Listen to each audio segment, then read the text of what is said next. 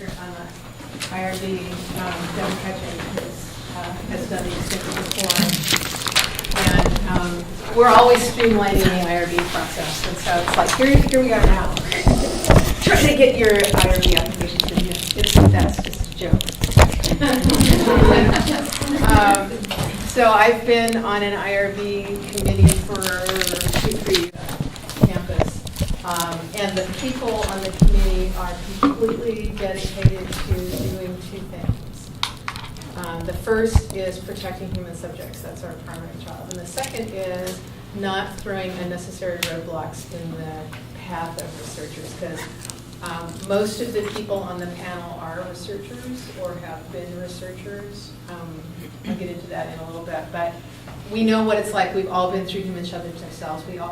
Many of us continue to go through human subjects procedures ourselves with sending our stuff to different committees, right? So it's just like you all, this kind of nameless, faceless panel up there in the ether passing judgment on you, us too. So it's there's a lot of internal kind of feedback loops that happen with the people that sit on the committees and through our working with different investigators to help us think about ways to make the process more transparent, less onerous, but still provide the protections that we need to provide. So it's a work in progress always. So those of you who were in the inquiry class presentation that I did, there's some of the slides that you'll be familiar with, but since not everybody was there, I want to make sure I hit some of these important things. So who, what, where, when. Here, eager to watch requires that all research undertaken by faculty, students, or staff anywhere in the universe, so not just here, but if you're doing it in Zimbabwe, it still has to go through us if it's you and you're a student here. Students or staff involving human subjects must be reviewed and approved prior, that's the when part, to contacting potential subjects or beginning secondary data analysis.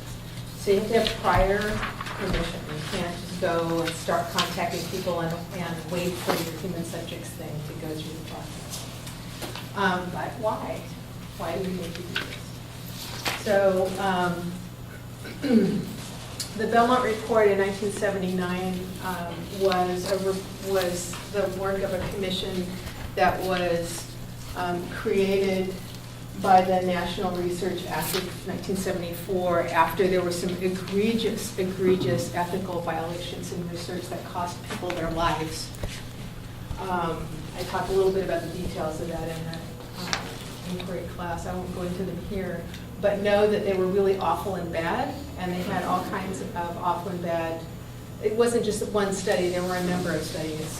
The one that was the real kicker was the Tuskegee syphilis study, and you may have heard of that, where poor African-American men with syphilis were denied treatment and not told that they had syphilis, and just watched until they died and infected all the partners and their kids and so forth. So pretty awful stuff.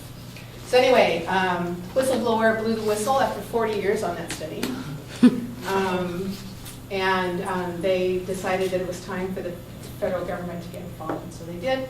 So they commissioned the Belmont Commission, who produced this report and identified basic ethical principles, also known as the common rule. So you'll sometimes hear people talking about the common rule. That's what they're talking about. So there's 3 aspects of basic ethical principles for research that are covered by the regulations and by the process. One is respect for persons, and by that we mean that individuals should be treated as autonomous agents who can agree or decline to participate at any point in the research process. And also additional protections for those with diminished autonomy. So that would be minors. People like prisoners in a position of, where they're in a position where it might be coercive to be asked to do research. People who are developmentally delayed adults, for example. People who have had head injuries or have suffered a stroke or any of those kinds of things that diminish capacity. Beneficence is the second principle, and that is really important in the process of evaluating someone's human subjects application. We want to make sure that there are the maximum possible benefits for the lowest possible risk to persons. So sometimes this gets talked about in shorthand as a risk-benefit analysis. That's what they're talking about when they mean that. So if subjects are incurring significant risk, it better be really an important study that's going to like change the universe. So things like clinical trials of drugs and things like that might really put people at risk.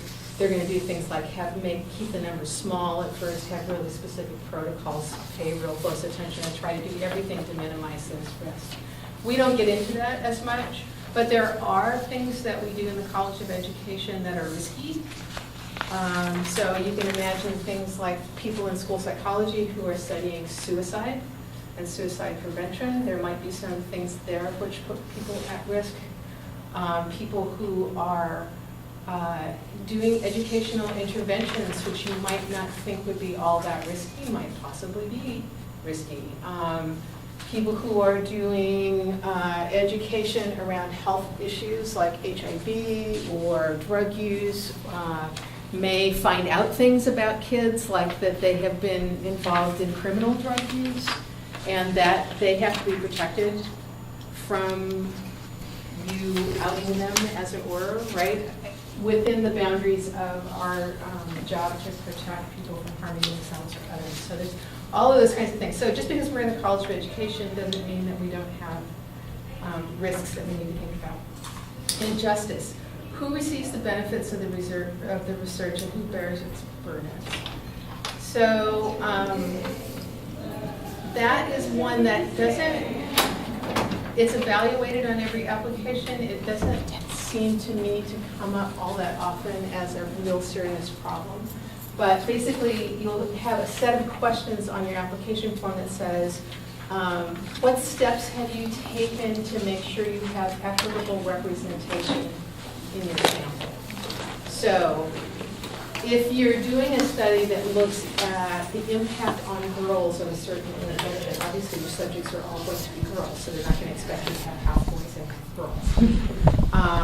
But on the other hand, if you are, let's say you're really interested in teacher education, and so you want to study the teacher education students in the College of Education's teacher education program, because they're handy, and so do the other people in your methods of teacher education research class all want to study the same people, and so we start asking them to participate in a lot of studies, and that increases a burden where they're not probably going to get that much of a benefit, and so that kind of okay, applying the ethical principles. Here's how it plays out. Respect for person comes into play when we're talking about informed consent.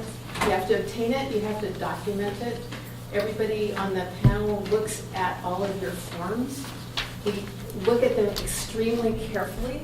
It seems sometimes picky, but it's there for a purpose. Occasionally the purpose is to protect the university from legal action, but there's a few things in there about that. But mostly it's to make sure that what you're asking people is really clear, and what they're getting themselves into by saying that they'll participate in your research is really clear. So for example, if you have a survey and it covers lots of different topics, you would be expected to put in a couple of example items from that survey on the consent form, and it will be the most sensitive items you ask. So if you ask them about, when they started school and how long have they lived here, and what is their sexual preference, or what are how many drugs do they use on a regular basis, and you ask that kind of a range of questions, we're going to want the most sensitive ones that they might want to not answer to be in the informed consent, so that they know what they're getting themselves into. Even though you're going to be telling them that they can refuse to answer any question, just the fact that they've said yes to you puts them in a social context where they're going to feel a little bit of an obligation to answer your questions, and they may feel uncomfortable. So obtaining documented consent, this participation has to be voluntary, and there can be no coercion. So for example, if you ask a classroom teacher to ask kids to participate in your study, that could be coercive. And so a lot of times they're, depending upon the study and what is involved in it, that you'll have to document that you're protecting the students from the teacher knowing who's participating and who's not. Right, so we don't want there to be kind of like, if you participate, I'll give you extra credit points, unless that has been cleared, like it is with the psych students. And there's things that they can do that aren't researched that give them the same extra credit points, and so that's all very controlled and has been approved by the folks. But coercion may seem, it may not seem coercive to you, but it may seem coercive to the participant, and that's what we try to watch out for. Also, informed consent includes privacy protection. So especially if you're collecting any kind of sensitive data, if it's identifiable data, things like videotapes are inherently identifiable. And so you have to have some way to lock those away from the general public to protect the privacy of the participants. So we'll ask you about security measures.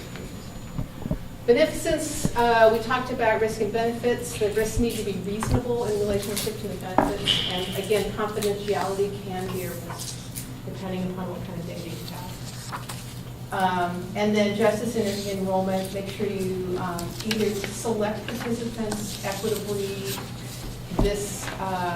We endeavor to oversample in this particular category of people because blah, blah, blah, give a reason is fine. So if you have a reason for not having just kind of a random sample of everybody, you just explain the reason, and usually that's sufficient.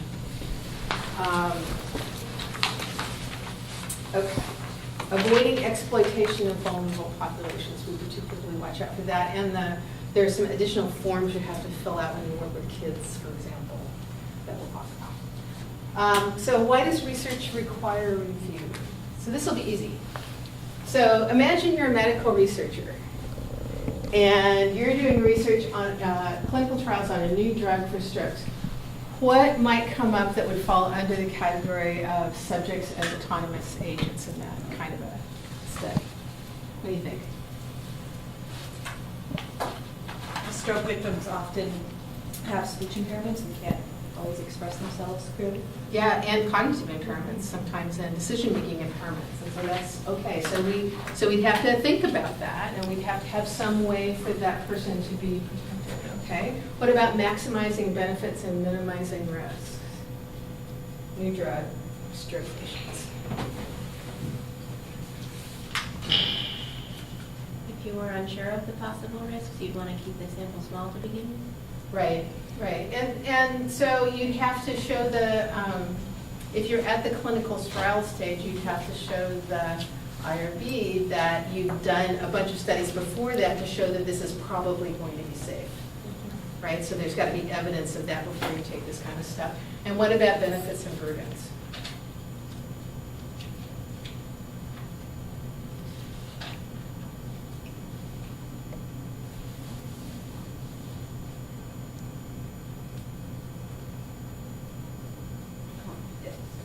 Seems like that want the results of the trials to benefit or prevent those that are most at risk for having stroke. Okay, okay. You could also think of it in terms of, you've probably heard of trials that were halted because either they discovered there was a problem that they didn't anticipate, or they discovered that it was so effective, the thing that they were trying, that they halted it so that more people could get access to it earlier.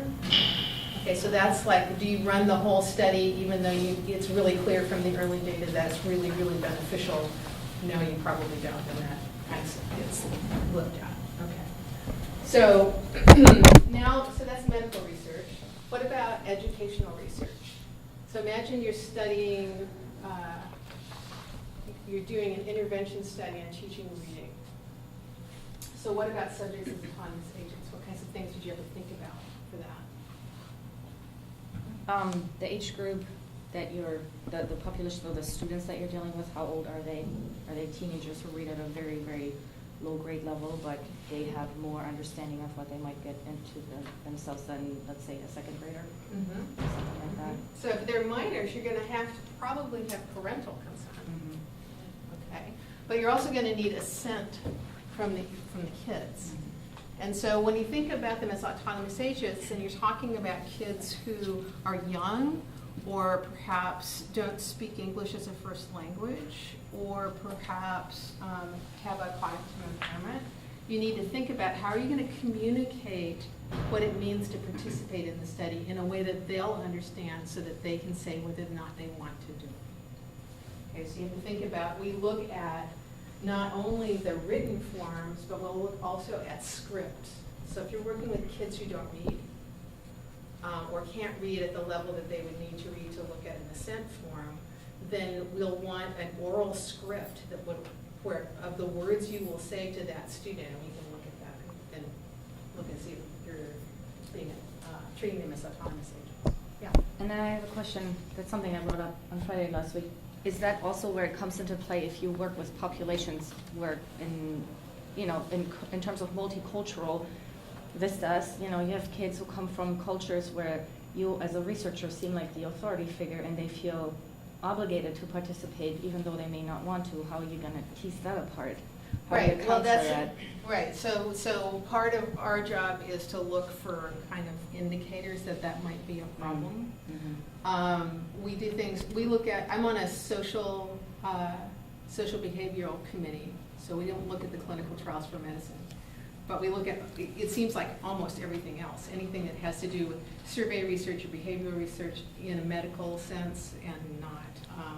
And so we look at a lot of HIV studies and a lot of, in a lot of different cultures around the world.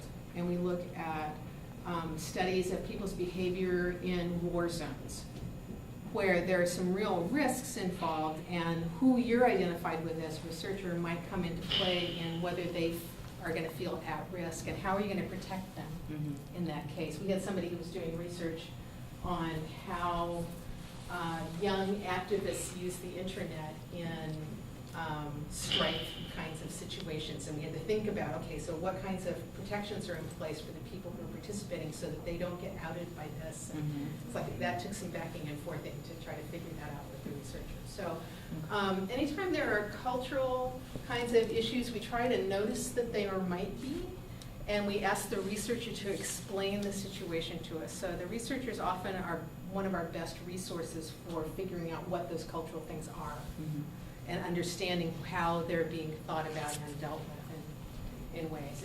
And we also have people from, like my committee has a person who's an international student in law, who's on the committee as a citizen member, and she will raise questions, and other people on the, we have human subject staff that are on the committee, and they will raise questions. We've seen lots of this stuff before. So, but we often try to get more information from the researcher if we're not sure how to make that judgment. Okay, let's go on. I want to make sure we hit these two things because they're really important, because what you may be doing might not even have to go through the IRB.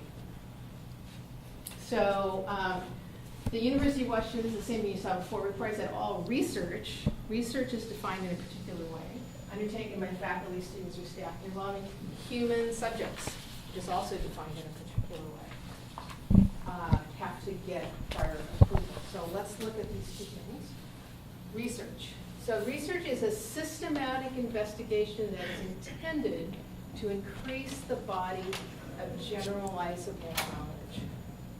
So if you're doing a class project where the main point of it is to get your feet wet and try out some research methods or try out some assessment methods, and you're going to be working with individuals in order to collect some data, and you're going to analyze it, but it's for something that's going to pretty much stay here, then you're not doing research.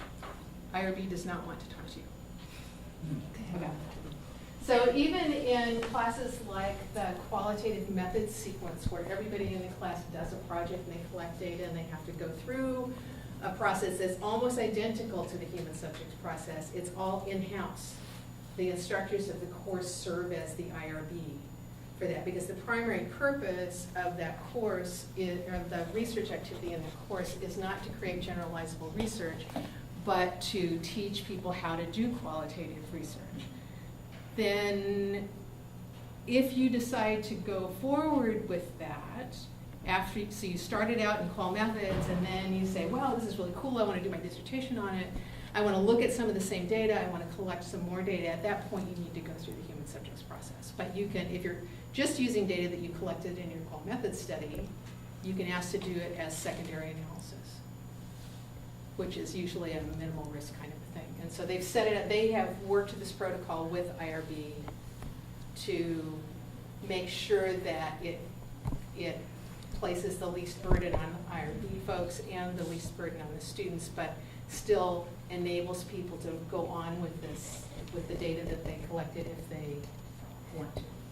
That's my understanding. Yeah, Louise? So just on that point, because it seems to come up fairly regularly among students,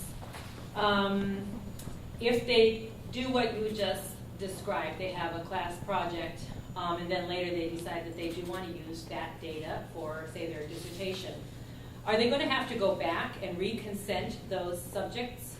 Not if the process that they went through for class was the same as they would go through before. So the way Mike explained it, Mike Knapp explained it to me that they do for the qual methods course is that they have a procedure that's almost identical to IRB. So you have to do the consent forms and you have to do the whole thing as if you were going through IRB. It just doesn't go through that. So that way, if you go back later, you can show them the consent form that you used, and usually that is sufficient for you to be able to go forward. So in some cases, if you're collecting additional data that's not covered by that initial consent form, then obviously you'd have to reconsent for that. But if you're just using the data that you've already collected, you may not. Although we ran into something just this week, not on the board, but with a student that I was talking to who was asked to explain how they were going to recontact and reconsent minors who had completed data collection, were no longer actively involved in the study, to ask their permission to retain their data when they became 18. I have never seen that before, so I'm hoping that that was an aberration, but that was a new one on me. It was a big surprise. So occasionally, even those of us who have been sitting on these committees and seeing these things get surprised by what some other committee person decided needed to be done. Yes? Can you talk a little bit about the program evaluation? Yes. If your dissertation is a program evaluation. If your dissertation is a program evaluation, you may not have to go through human subjects. It depends on what kinds of data you're going to collect as part of the program evaluation. Right? So if you're going to be evaluating a program primarily by looking at documents and records and policies and test scores that are collected and you get them de-identified from the school so you never have access to who the kids are or anything like that, that kind of stuff is all not human subjects. You want to add to that? No, I want to ask another question. Okay, hang on, don't ask yet. So, it's not exactly on that topic. Okay, so, but if you're going to be interviewing people about, not about what the policy is, this is an interesting kind of gray area, but asking them their opinion about policy. What do you think about da-da-da-da-da? How effective do you think that this has been? Then you're collecting data by interacting with people, and it may well fall under kind of a minimal risk category for human subjects. So it just kind of depends on the data. Okay? Yeah, Louise. So since a dissertation is considered a document that would be contributing to generalizable knowledge. In the Yeah, field, but kind of by typically. definition. Because Right, by dissertations definition. have to do that. Right. What about R&I? Not necessarily. Not necessarily. So how would a student make the distinction between whether that was quote unquote research or not? Well, you go back to the definitions. Is it systematic investigation that's going to increase the body of generalizable knowledge, or are you pilot testing a survey? So if you're pilot testing a survey, it's probably not gonna need to go through IRB as long as it's not asking sensitive questions that might cause ethical problems. Whenever you're not sure whether you qualify for this or not, the best thing that you can do is write out a clear kind of one paragraph description of what you're planning to do and email it to somebody over there in the Human Subjects Division in the tower.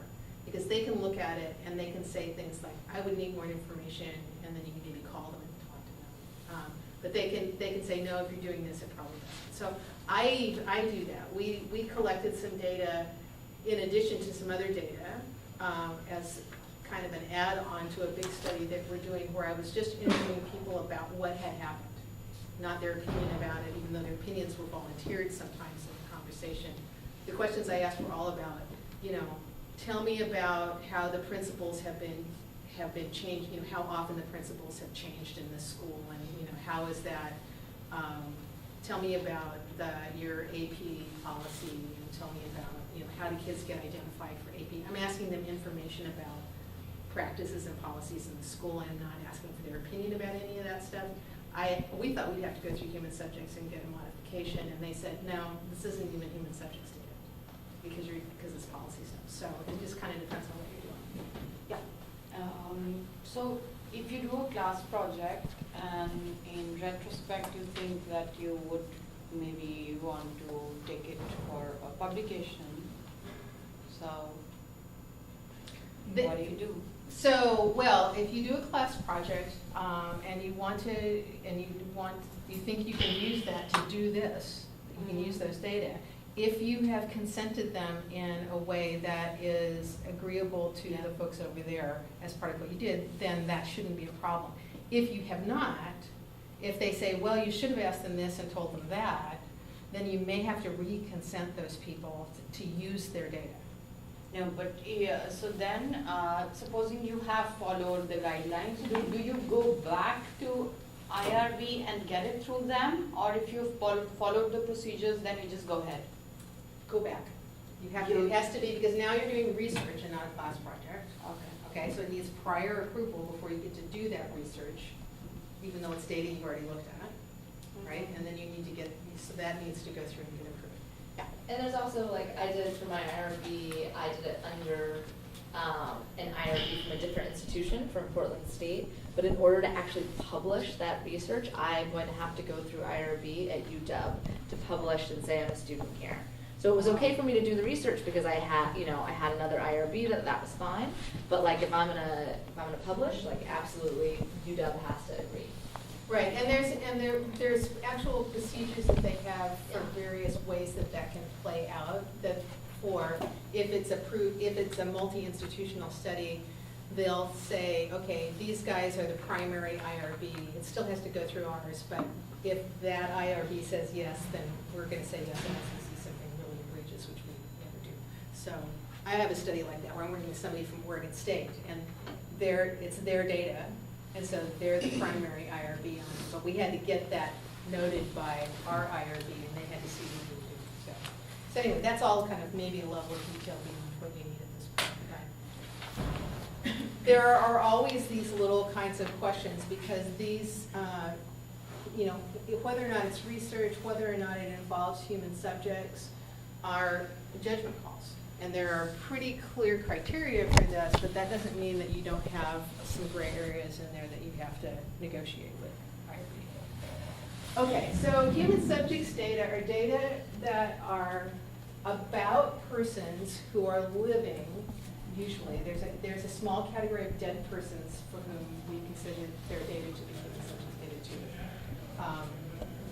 But persons who are living, when data are identifiable, so there's some kind of identifier on their phone numbers, names, addresses, social security numbers, GPS locations, those can all be identifiers. There's lots of different kinds of identifiers. So if it's identifiable or if it's obtained through interaction or intervention, even if it's totally anonymous, that's still human subjects. Okay? So opinions, thoughts, memories, video records, audio records, interviews, any of those kinds of things general human subjects data, school or health records, immigration status, results of experiments or other kinds of interventions. Those are all data that, if collected from humans, or human subjects data. There's a whole nother set of things that, for animal research that I don't even find. So, because I know nothing about it. Here's some examples. So that's, you're going, okay, well, that's all, those are all examples of human subjects. What's not a human subject? This may be more informative. So, things that do not require human subject review. If you're examining published documents, not human subjects data, even if they're written by humans. Asking persons for factual information about institutions such as school size, number of teachers, what textbooks they're using, or interviews asking factual questions about district policy, those are not human subjects.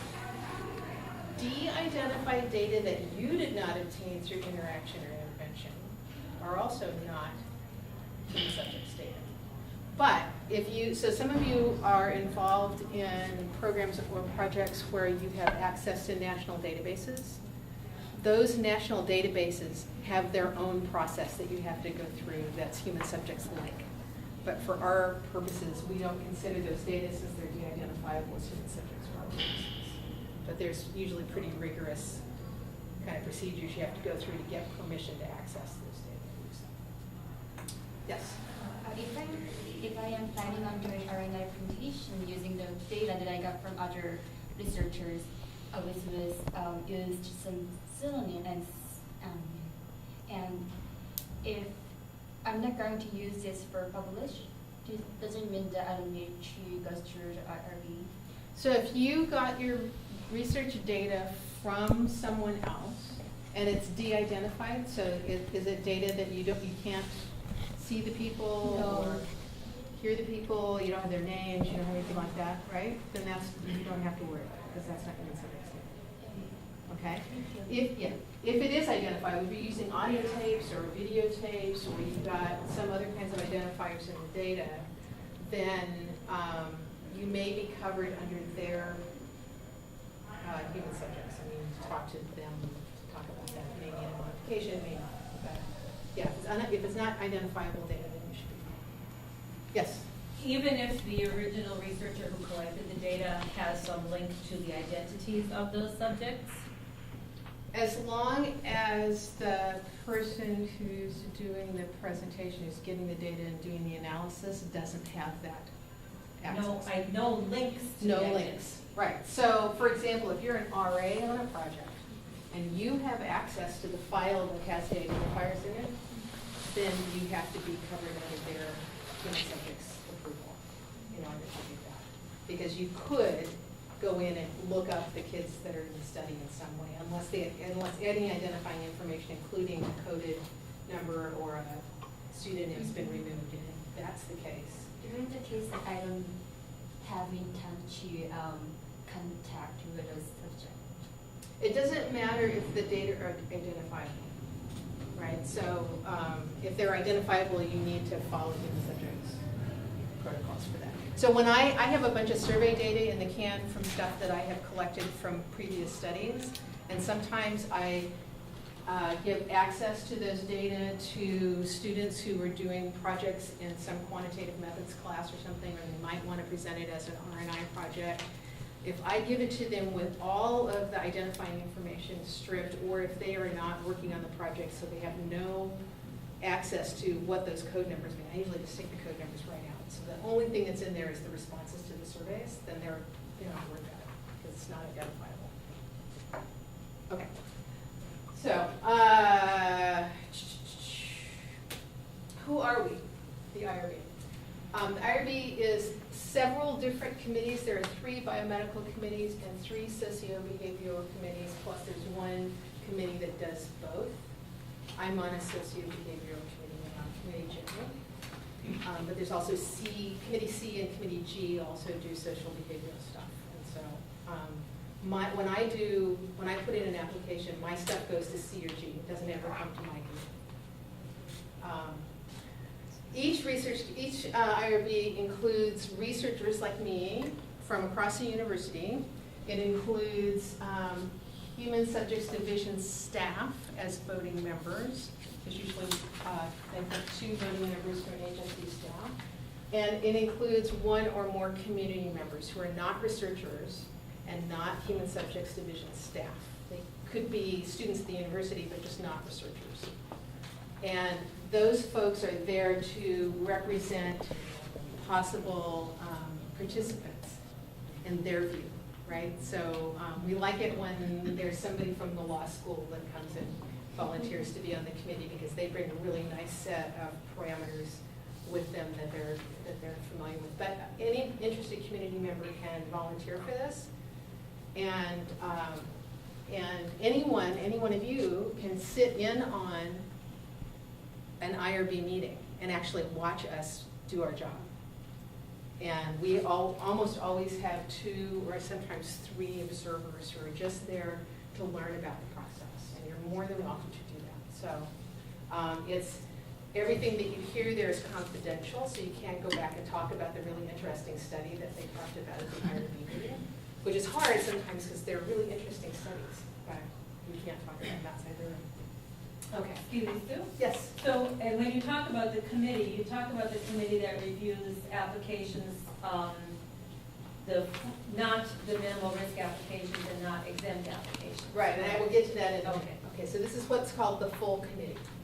So if you go through a full committee, it goes through one like that. And I'll talk about the kinds of committees. So, so this is pretty much what we talked about. So our job is to make sure that the common rule is followed, and we look at all 3 of those categories, and they mostly are informed consent kinds of things for respect for persons, beneficence, risk versus benefits, and equitable participation and benefits under justice.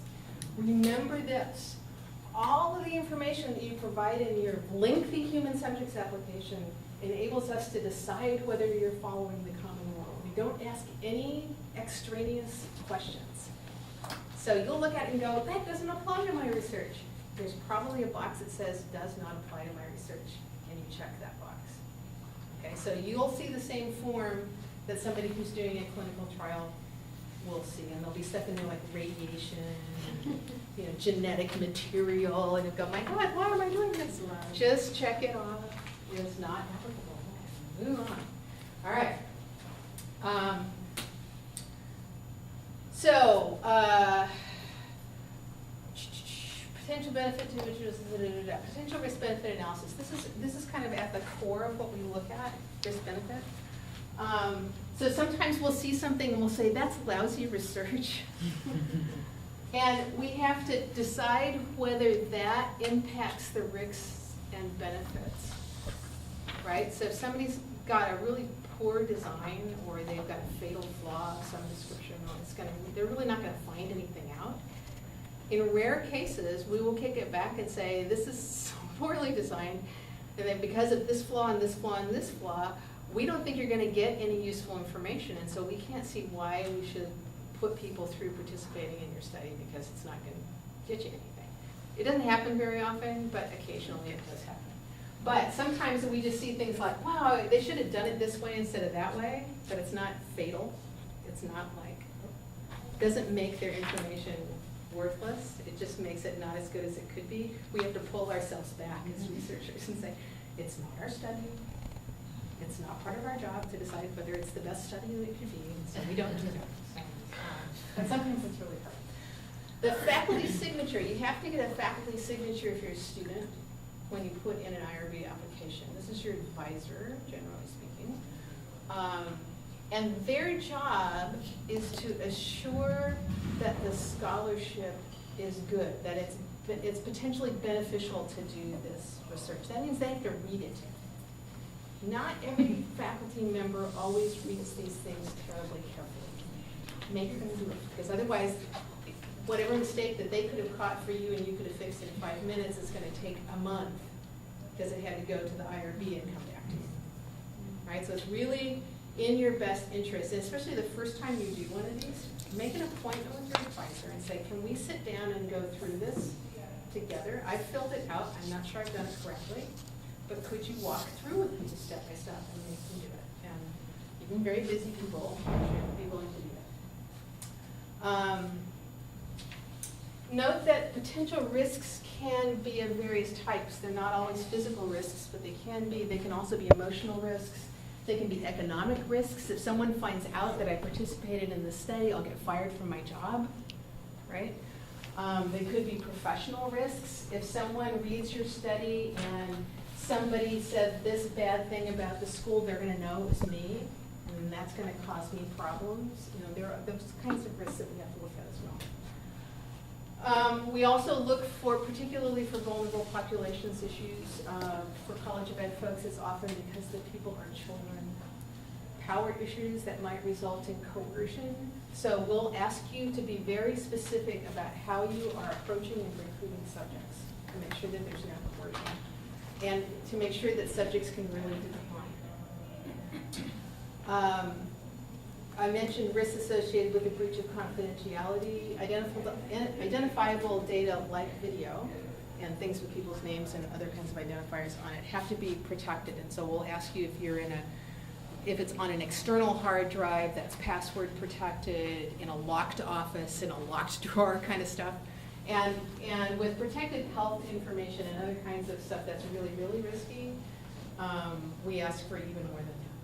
But basically, there has to be a way for you to make this data not available to people outside the study. Yes? I have a question about coercion and compensation. Is it ever the case that the amount of compensation or the nature of the compensation being offered is considered Coercive? That's potentially coercive if Yes. you're working with Absolutely. low-income populations? Absolutely So- right. Yeah, so you have to use something that, usually what we say is that if you pay people a reasonable amount per hour for their time, that's usually a good way to do it. If it's something fairly small, like a $25 Starbucks card, or something that's not very much money, that's fine. But if you go into, say, a high poverty school district and you offer to pay kids $150 or $200 to participate in your study, you better have a really good reason for that and for why you're paying them that much money, because otherwise it is coercive. So yeah, we look at amounts and stuff, and we even look at things like, we had one study that was collecting data in multiple countries, and they were going to give us Starbucks card, and we thought, well, but where's Starbucks? Is the Starbucks card even worth the same amount in different countries? Because in some countries, Starbucks charges like huge amounts of money for coffees that they don't charge quite so much for in the U.S. And so then it's like, if you get the same dollar amount, is it really the same equitable compensation across all the populations? So, and if you've got different kinds of subject groups, you have to think about, are you offering reasonable compensation across those groups so that no one group is advantaged over any of the other groups participating in your study? Yeah. I have a question about video. I've always wanted to sort of kill two birds with one stone and take video for whatever study that I'm doing, but then also ask the participants if they'd be willing to let me use that in future teacher education courses. Yes, you can do that. And in fact, if you're planning to do that, you need to do that.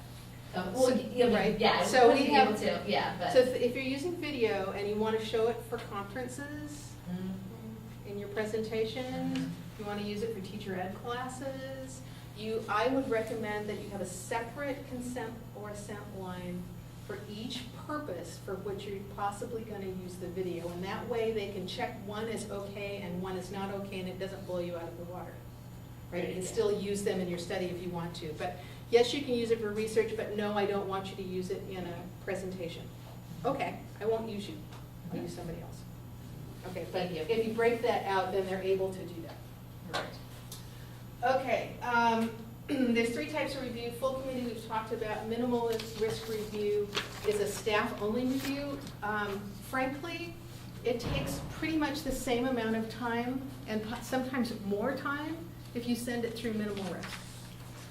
So I would say, unless you know for sure that you're doing a minimal risk study, which is defined as no more than the risk involved in normal daily life officially, but in actual fact, it's pretty subjective how that's defined, I think. If you know, if you're doing, like, for example, you're going in and you're handing out an anonymous survey and the kids are mailing it back in envelopes you've provided, and there's no names on it and everything, that's pretty minimal risk. That'll probably go through with no problem, as long as the survey items are not real risky themselves.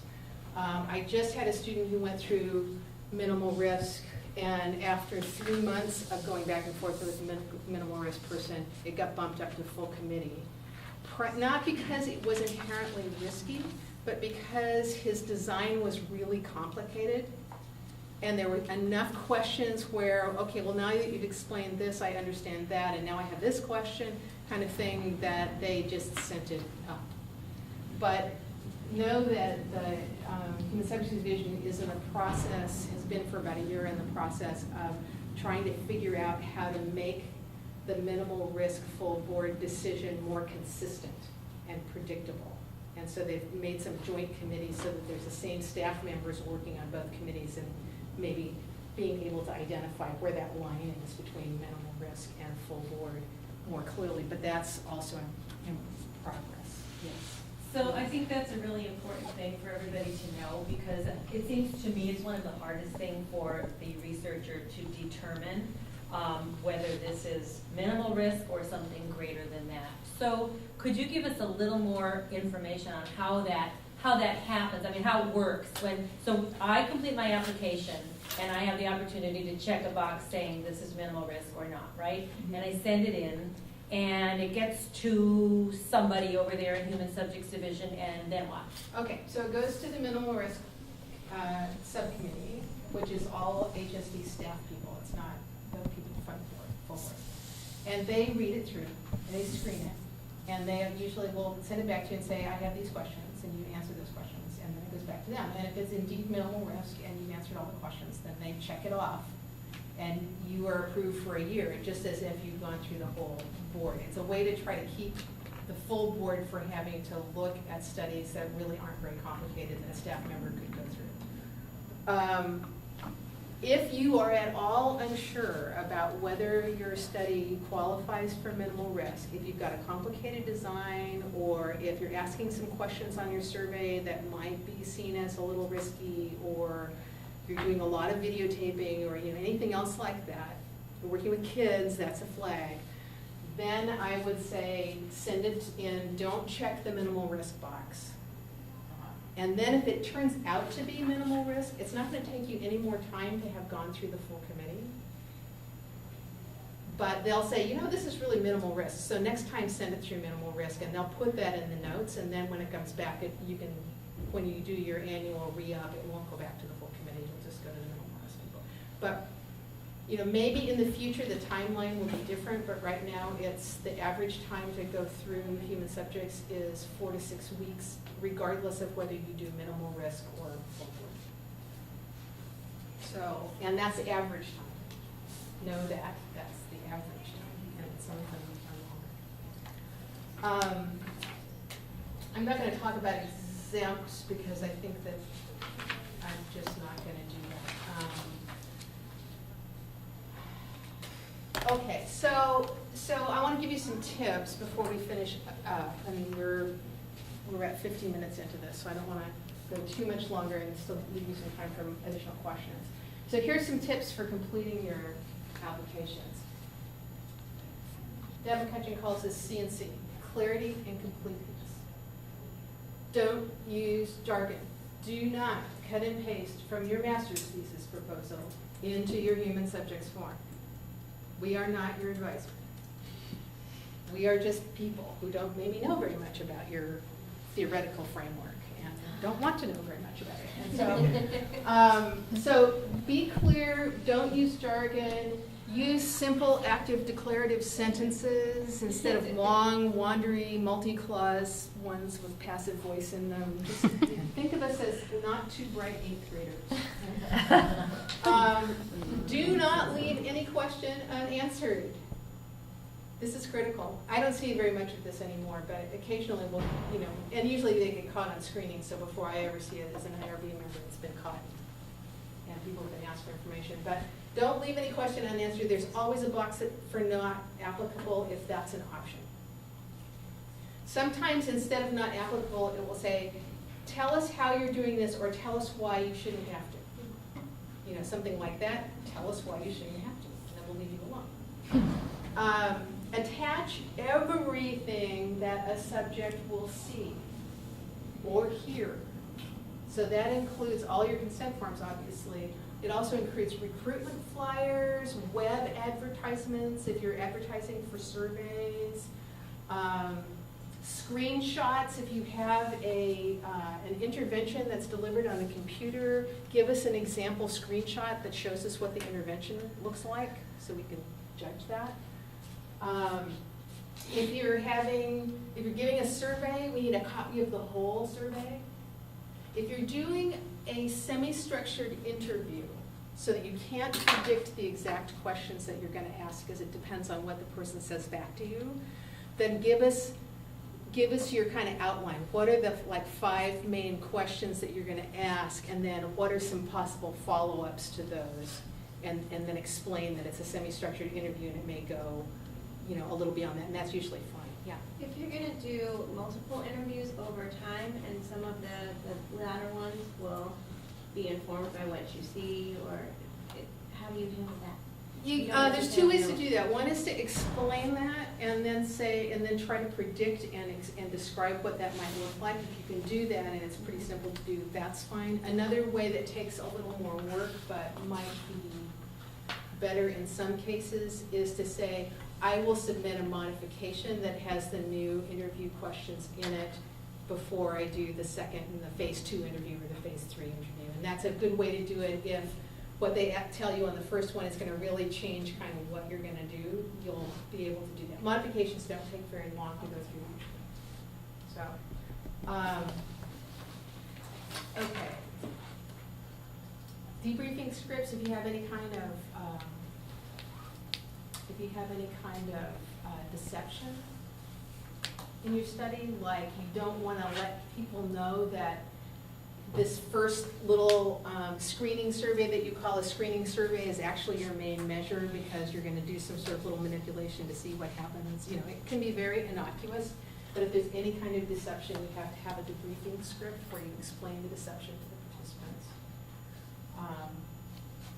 and so forth.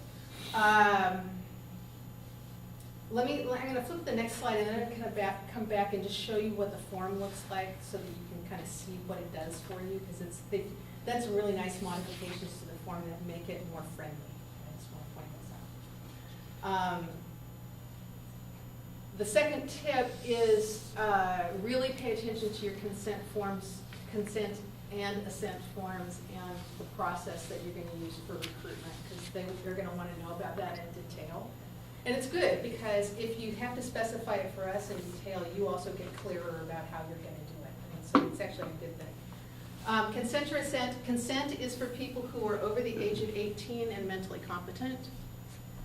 Assent is for people who have some sort of cognitive impairment, temporary or permanent, that means that they aren't really able to consent for themselves, or anybody under 18. Occasionally, 16 and 17-year-olds we can do a waiver of consent for them because they're old enough to make decisions about blah, blah, blah. They have to be informed in understandable language. Consent or assent must be freely given. Consent or assent can be withdrawn at any point. They can call you up and say, take my survey out of your pile. I decided I didn't want you to know those things that I told you in the interview. Please delete that. They need to be able to do that. Use the templates on the HSD website. They have templates. They're there for a reason. They've been vetted by the lawyers. There's some legal language in there that if you don't have it, they're going to send it back to you. At the same time, even though the legal language is really jargony and really hard to understand, they're going to ding you if your language that you put in that consent form is not easy to understand. And so, to be clear, I have a question about Yes. that for assent. So if I'm working with people, let's say with about they're teenagers, but let's say they're about 4th grade reading level. Now, I got confused because I felt like I needed to cut and paste the stuff from the HSD website that you use for the consent form, but it sounds like for the assent form, I don't need to use that same right, you need to language. have the elements of elements of consent, so they need to know what they're getting themselves into. They need to know that they can withdraw their assent at any time. They need to know how you're going to protect the data. Those kinds of things need to be in there, but in really simple language or language that's appropriately simple for the people that you're communicating it to. If they can read, even if poorly, you probably want to have a written version of that, and you probably also want to have an oral script that you use. So, okay? If you are working with people who speak a language other than English, just a note, submit all of your materials, consent forms, and everything in English. Once we've worked you through it and it's approved, then translate it and send us the translation. But don't bother to pay somebody to translate it into 5 languages when you're going to have to change things because human subjects said, no, you need to change this, this, and this. Okay, so the translation part is always the last step for this. Okay, so let me go back. Well, let me do one more slide. Help with the process. The HSE website actually has a ton of information that gets you about halfway in. So when you're first starting out, it's good to go there and read what they have to say. A lot of it's similar to what I said today. Once you get into looking for documents, sometimes you have to kind of know what you're looking for in order to find it, and so you may need a little help with that. If you look for on the training tab on the HSD site, one of the things you can do is a CITI training. It's free, it's web-based, it takes about an hour.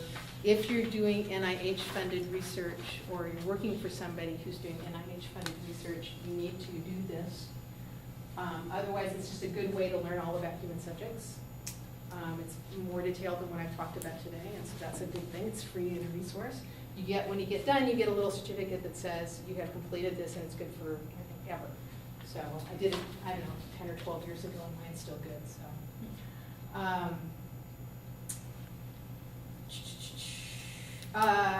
current forms and policies. There is a standard operating procedures document for research on students that's it's available on the website, and it gives you all the really good information about if you're going to be working with students, here are the things you need to think about.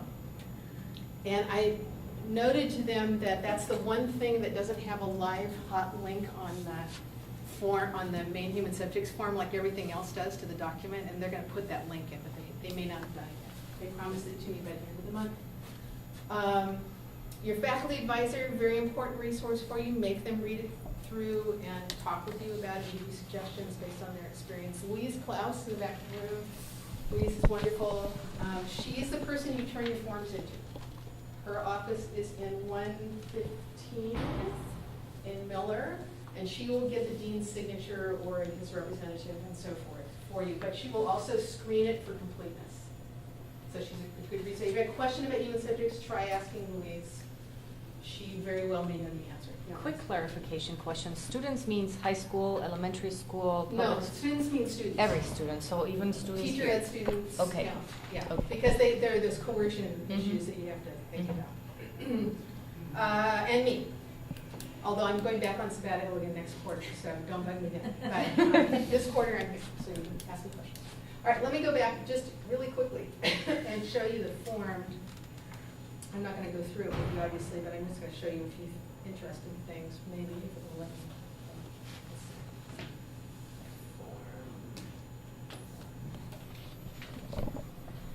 me. Okay, so this is what it looks like. It's available. It's easy to find them.